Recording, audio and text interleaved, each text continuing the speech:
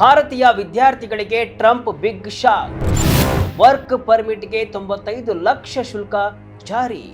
S ವೀಕ್ಷಕರೇ, ಬರ್ತಾ ಬರ್ತಾ ಅನಿವಾಸಿ ಭಾರತೀಯರಿಗೆ ಅಮೆರಿಕ ಅನ್ನೋದು ಮೊಗ್ಗುಲ ಮುಳ್ಳಾಗ್ತಾ ಇದೆ. ಡೊನಾಲ್ಡ್ ಟ್ರಂಪ್ ಅವರ ಹೊಸ ರೂಲ್ಸ್ಗಳು ಭಾರತೀಯರ ಅಮೆರಿಕ ಕನಸಿಗೆ ಕೊಳ್ಳಿಯನ್ನ ಇಡ್ತಿವೆ. ವಲಸಿಗರಿಗಾಗಿ ಟ್ರಂಪ್ ತರ್ತಾ ಇರುವಂತಹ ಕಠಿಣ ಕಾನೂನುಗಳು ಸಾಕಪ್ಪ ಅಮೆರಿಕ ಸಹವಾಸ ಅಂತ ಅನಿಸ್ತಾ ಇದೆ. ಎಸ್, ಈಗ ಮತ್ತೊಂದು ಟಫ್ ರೂಲ್ಸ್ ಅನ್ನ ಜಾರಿಗೆ ತರ್ತಾ ಇದ್ದು ಭಾರತೀಯ ವಿದ್ಯಾರ್ಥಿಗಳಿಗೆ ಅಮೆರಿಕ ಬಾಗಿಲು ಶಾಶ್ವತವಾಗಿ ಮುಚ್ಚುತ್ತಾ ಅನ್ನೋ ಭಯ ಶುರುವಾಗಿದೆ.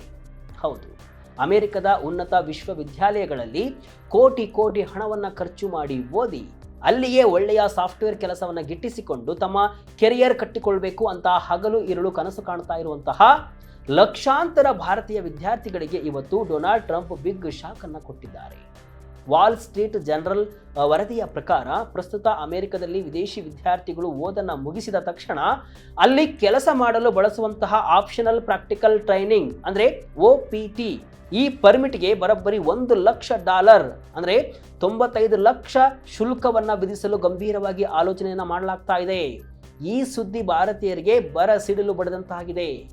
ಹಾಗಾದ್ರೆ ಏನಿದು 95 ಲಕ್ಷ ರೂಪಾಯಿಗಳ OPT ಶುಲ್ಕದ ರಹಸ್ಯ? ಭಾರತೀಯರ H1B ವೀಸಾ ಕನಸನ್ನ ಇದು ಹೇಗೆ ಶಾಶ್ವತವಾಗಿ ಧೂಳಿಪಟ ಮಾಡಲಿದೆ? ಬನ್ನಿ ಕಂಪ್ಲೀಟ್ ವಿವರಗಳನ್ನ ಇಂಚಿಂಚಾಗಿ ನೋಡ್ತಾ ಹೋಗೋಣ. ನಾನು ಶಿವಮೂರ್ತಿ ಸರ್ಬಾ.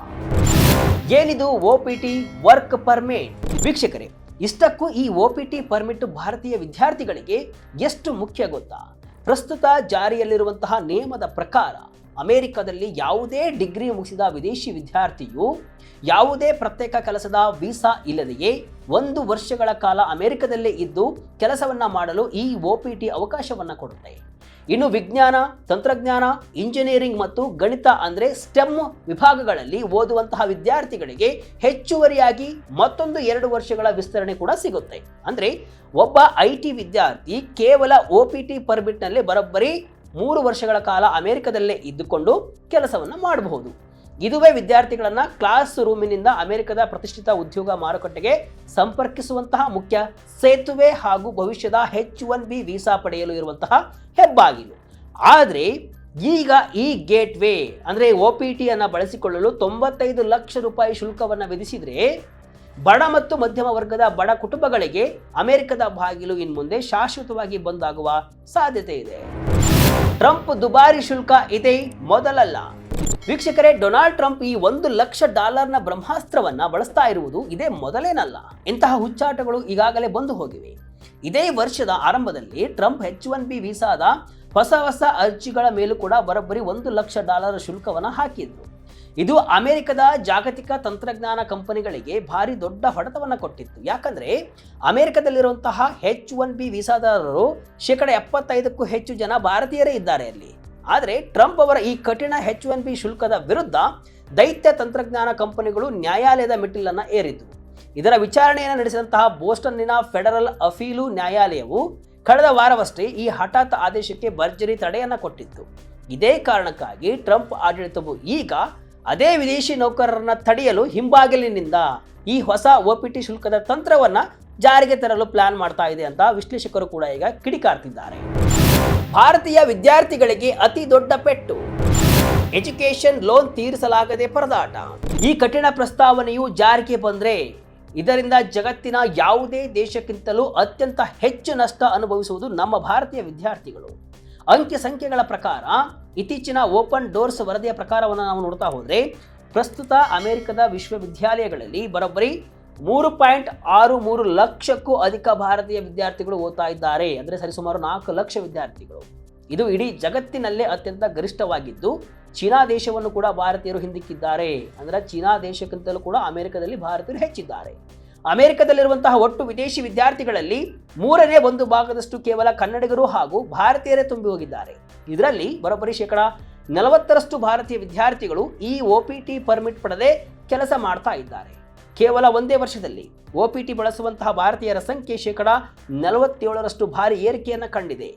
ಇನ್ನು ಭಾರತದಿಂದ ಅಮೆರಿಕಕ್ಕೆ ಓದಲು ಹೋಗುವ ಬಹುತೇಕ ಮಧ್ಯಮ ವರ್ಗದ ವಿದ್ಯಾರ್ಥಿಗಳು ಕೂಡ ಸಾಲ ಸೂಲ ಮಾಡ್ತಾರೆ. ಇದು ಅನಿವಾರ್ಯ. ಆಸ್ತಿಯನ್ನು ಅಡವಿಡುತ್ತಾರೆ. ಎಜುಕೇಷನ್ ಲೋನ್ ಮಾಡಿ ಅಮೆರಿಕಕ್ಕೆ ಹೋಗ್ತಾರೆ. ಓದು ಮುಗಿದ ತಕ್ಷಣ ಅಮೆರಿಕದಲ್ಲಿ OPT ಅಡಿಯಲ್ಲಿ 3 ವರ್ಷ ಕೆಲಸವನ್ನ ಮಾಡಿ ಡಾಲರ್ನಲ್ಲಿ ಸಂಬಳವನ್ನು ಗಳಿಸಿ ಆ ಲೋನ್ ಅನ್ನ ಸಂಪೂರ್ಣವಾಗಿ ತೀರಿಸುವುದು ಇವರ ಪ್ಲಾನ್ ಆಗಿರುತ್ತೆ. ಆದರೆ ಈಗ ಓದು ಮುಗಿದ ತಕ್ಷಣ ಕೆಲಸದ ಪರ್ಮಿಟ್ಗಾಗಿಯೇ ಮತ್ತೆ 95 ಲಕ್ಷ ರೂಪಾಯಿಯನ್ನು ಹೊಂದಿಸಬೇಕು ಅಂದರೆ ಇದು ಯಾವ ನ್ಯಾಯ? ಇದು ಅಸಾಧ್ಯದ ಮಾತು. ಇದರಿಂದಾಗಿ ಭಾರತೀಯರು ಇನ್ಮುಂದೆ ಅಮೆರಿಕದ ಸಹವಾಸವೇ ಬೇಡ ಅಂತ ಈ ಕಡೆ ಕೆನಡಾ, ಜರ್ಮನಿ, UK ಹಾಗೂ ಆಸ್ಟ್ರೇಲಿಯಾ ದೇಶಗಳ ಕಡೆಗೆ ಮುಖವನ್ನು ಮಾಡಲಿದ್ದಾರೆ. ಇದು ಅಮೆರಿಕದ ಜಾಗತಿಕ ತಂತ್ರಜ್ಞಾನ ಪ್ರಗತಿಗೆ ಭಾರಿ ಹೊಡೆತವನ್ನು ಕೊಡಲಿದೆ ಅಂತ ಅಲ್ಲಿನ ಶೈಕ್ಷಣಿಕ ಸಲಹೆಗಾರರು ಕೂಡ ತಿಳಿಸಿದ್ದಾರೆ. ಭಾರತೀಯರ ಹೊಸ ಪ್ರವೇಶದಲ್ಲಿ 45% ಕುಸಿತ. ವೀಕ್ಷಕರೇ, ಅಮೆರಿಕ ಸರ್ಕಾರದ ಈ ಕಠಿಣ ನೀತಿಗಳ ಹಿನ್ನೆಲೆಯಲ್ಲಿ ಅಮೆರಿಕದ ಆಕರ್ಷಣೆ ಈಗಾಗಲೇ ಕುಸಿತ ಕಂಡಿದೆ. ಅಂದ್ರೆ ನಮ್ಮಲ್ಲಿಂದ ಅಮೆರಿಕಕ್ಕೆ ಹೋಗುವವರ ಸಂಖ್ಯೆ ಈಗ ಕಡಿಮೆ ಆಗ್ತಾ ಇದೆ. ವೀಸಾ ಸಂದರ್ಶನದ ವಿಳಂಬ ಮತ್ತು ಕಠಿಣ ಪರಿಶೀಲನೆಗಳಿಂದಾಗಿ ಕಳೆದ 2024ರ ಆಗಸ್ಟ್ನಿಂದ 2025ರ ಆಗಸ್ಟ್ ವರೆಗಿನ ಕೇವಲ ಒಂದೇ ವರ್ಷದಲ್ಲಿ ಭಾರತೀಯ ವಿದ್ಯಾರ್ಥಿಗಳ ಹೊಸ ದಾಖಲಾತಿ ಪ್ರಮಾಣ ಬರೋಬ್ಬರಿ 45% ಕುಸಿತವನ್ನು ಕಂಡಿದೆ. ಅಮೆರಿಕದ ಬರೋಬ್ಬರಿ 96% ಉನ್ನತ ಶಿಕ್ಷಣ ಸಂಸ್ಥೆಗಳು ಇತ್ತೀಚಿನ ಸಮೀಕ್ಷೆಯಲ್ಲಿ ವೀಸಾ ನಿಯಮಗಳ ಅಸ್ಥಿರತೆಯ ಅಂತಾರಾಷ್ಟ್ರೀಯ ವಿದ್ಯಾರ್ಥಿಗಳ ಕೊರತೆಗೆ ಮುಖ್ಯ ಕಾರಣ ಅಂತ ಒಪ್ಪಿಕೊಂಡಿವೆ.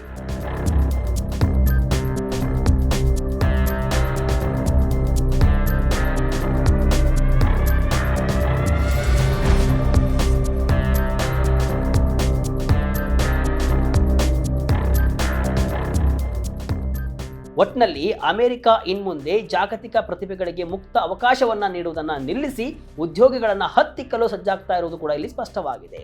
ತಜ್ಞರ ಪ್ರಕಾರ ಒಂದು ವೇಳೆ ಈ $1 ಲಕ್ಷ ಫೀಸ್ ನಿಯಮವೇನಾದರೂ ಅಧಿಕೃತವಾಗಿ ಜಾರಿಗೆ ಬಂದರೆ ಅಮೆರಿಕದಲ್ಲಿ ಸ್ಟೆಮ್ ಕೋರ್ಸ್ ಆಯ್ಕೆ ಮಾಡುವ ಭಾರತೀಯರ ಸಂಖ್ಯೆ ತೀವ್ರವಾಗಿ ಇಳಿಕೆಯಾಗಲಿದೆ.